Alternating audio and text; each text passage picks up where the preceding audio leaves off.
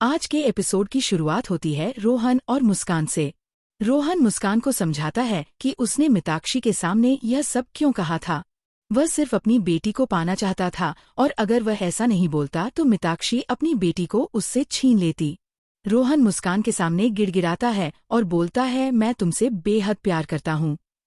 मैं मानता हूँ, मैं चाहता हूँ कि तुम तिम्मी का ख्याल रखो, लेकिन आया बनकर नहीं, उसकी माँ बनकर। और मैं तुमसे दिल की गहराइयों से प्यार करता हूँ। यही एकमात्र वजह है तुमसे शादी करने की। मुझे तो बड़ा अजीब लग रहा है कि मुझे तुम्हें सफाई देनी पड़ रही है। मुस्कान, मैं तो सोचता था कि हम दोनों का प्यार बहुत मजबूत है। रोहन मुस्कान के सामने हाथ तक जोड़ता है कि उससे गलती हो गई, लेकिन मुस्कान को कोई फर्क नहीं पड़ता। रोहन रोने लगता है। मुस्कान जाकर कहती है, मुझसे बहुत बड़ी गलती हो गई कि मैंने एक ऐसे इंसान पर भरोसा किया जो भरोसे के लायक ही नहीं था। मैंने मिताक्षी पर भरोसा किया। मुस्कान बोलती है, मुझसे चूक हो गई। मुझे आपसे उसी वक्त बात कर लेनी चाहिए थी। मैं खुद अकेले ही घुटती रही। माँ ने मुझे समझाया कि इस रिश्ते में आपसी समझ और बातचीत कितनी जरूरी है। रोहन बोलता है, मुस्कान, मैं तुमसे प्यार करता हूँ। मुस्कान बोलती है, अब हम अपने रिश्ते में कोई भी बात नहीं छुपाएंगे। यह हम एक दूसरे से वादा करते हैं। रोहन वादा करता है और दोनों एक दूसरे के गले लग जाते हैं और रोने लगते हैं। रोहन उसके बाद ऑफिस चला जाता है। दूसरी तरफ विराट और शालिनी को दिखाया जाता है। शालिनी कुछ फाइलें लेकर आई होती है विराट के दस्तखत के लिए। विराट बोलता है, तुम यहाँ क्यों आई हो? मैं तो आज ऑफिस आने वाला था। तभी शालिनी बोलती है, मुझे लगा आज आप ऑफिस नहीं आएंगे क्योंकि काकी वहाँ नहीं है। विराट बोलता है, तुम्हें ऐसा लगा तो सही लगा, क्योंकि मैं सिर्फ ऑफिस सावित्री के लिए ही आता हूँ। दूसरी तरफ विराट बोलता है, सावित्री सिर्फ अंजार से ही वापस नहीं आएगी।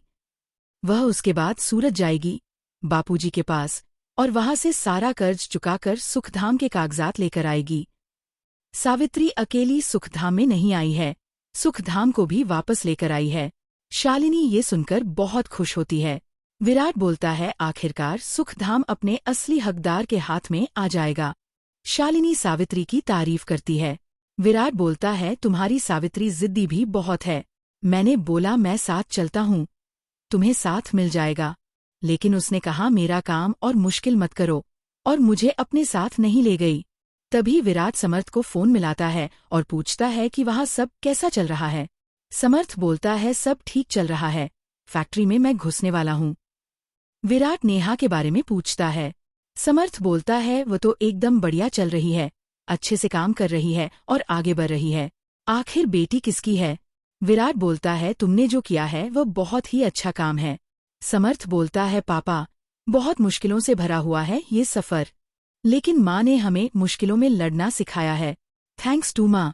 विराट बोलता है, मुझे कोई क्रेडिट नहीं देगा तू। समर्थ बोलता है, आपको थोड़ा सा क्रेडिट चाहिए, मैं तो आपको बहुत सारा देने वाला था। दोनों के बीच हंसी मजाक होता है। दूसरी तरफ प्रणव शालिनी को डिनर के लिए बोलता है। शालिनी बोलती है, मुझे नहीं जाना। प्रणव बोलता है, पहले वादा करो कि डिनर के लिए आओगी। एकदम से विराट उन दोनों की बातें सुन लेता है और पूछता है, क्या वादा कर रहा है प्रणव शालिनी से? प्रणव बात को घुमाने की कोशिश करता है, लेकिन विराट सारी बातें समझ जाता है और कहता है, मैं तेरे बाप का बाप हूँ, सब समझता हूँ मैं। तुम दोनों के बीच क्या चल रहा है? विराट सोचता है कि सावित्री ने इस परिवार के लिए कितना कुछ किया है, मुझे भी उसके लिए कुछ करना चाहिए, लेकिन क्या? दूसरी तरफ अर्जुन और नंदिता में बहुत ज्यादा झगड़ा हो रहा होता है। अर्जुन बोलता है, मैं तुमसे प्यार करता हूँ और हमेशा करता रहूंगा। नंदिता बोलती है, पहले मुझे भी तुम पर और तुम्हारे प्यार पर पूरा भरोसा था, लेकिन अब नहीं है। अर्जुन उसे बोलता है कि वह भारत आने के लिए भी तैयार है, लेकिन नंदिता को कुछ भी समझ में नहीं आता। नंदिता अजीब सा बर्ताव करती है और उनकी सारी बातें परी सुन लेती है। परी सारी बातें रोहन और मुस्कान को बताती है कि अर्जुन भैया और नंदिता भाभी के बीच कुछ भी ठीक नहीं चल रहा है और मामला और बढ़ रहा है। परी बोलती है, भाई, तुझे समायरा से बात करनी चाहिए, एक बार पूछ तो सही की समस्या क्या है। रोहन मना कर देता है और बोलता है, इतनी मुश्किल से उसे इन सब चीजों से बाहर निकाला है, मैं उसे वापस इन परेशानियों में नहीं डालना चाहता। तभी समायरा आ जाती है और बोलती है, मुझे ये नया शौक चढ़ा है, फोटोग्राफी का। चलो अब फोटो खींचते हैं। समायरा रोहन और मुस्कान की तस्वीरें लेती है। दूसरी तरफ विराट देवांश को फोन करता है। देवांश उसे चुटकी लेते हुए बोलता है, मुझे क्यों याद किया? विराट बोलता है, तू बिना चुटकी के बात नहीं कर सकता क्या?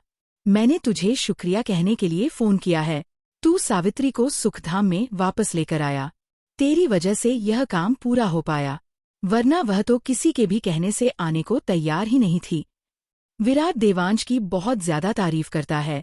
देवांश बोलता है, इतनी ज्यादा तारीफ करने की जरूरत नहीं है। कम से कम आपने मुझे इस लायक समझा। ये बहुत बड़ी बात है कि मैं भी कुछ कर सकता हूँ। विराट बोलता है, तुम बहुत कुछ कर सकते हो। सबसे पहले तो बहू और बेटे के साथ सुखधाम में आ जाओ।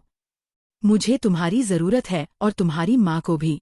देवांश बोलता है, अर्जुन चला गया क्या जो आप इस तरीके से कह रहे हैं? आज के एपिसोड में आपने देखा होगा कि रोहन मुस्कान को समझाने की कोशिश करता है कि उसने मिताक्षी से ये सब क्यों कहा था।